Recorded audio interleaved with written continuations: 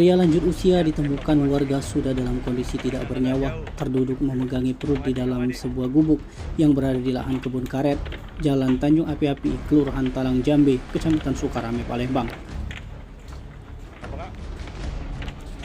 Identitas dari pria lansia itu bernama Irwan, 67 tahun, warga Musi Banyuasin, membuat geger warga di sekitar lokasi kejadian. Warga di sekitar mengenal korban dulunya sebagai tukang becak. Bahkan penemuan jasad itu juga membuat macet Jalan Tanjung Api-Api, Kelurahan Talang Jambe, Kecamatan Sukarame, Palembang. Korban pertama kali ditemukan oleh warga yang langsung memberitahu pihak keluarga. Tragisnya, saat ditemukan kondisi korban dalam posisi duduk sambil sujud, tangan memegangi bagian perut. Salah satu kerabat korban, Andi Irawan, mengatakan korban sudah 4 hari belakangan ini tidak terlihat. Andi juga menjelaskan kalau korban memang sudah mengalami sakit asma yang sudah lama dideritanya.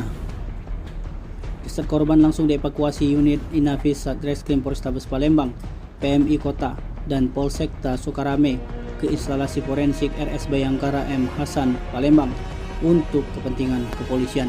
Tim Liputan Sumsel Update TV melaporkan.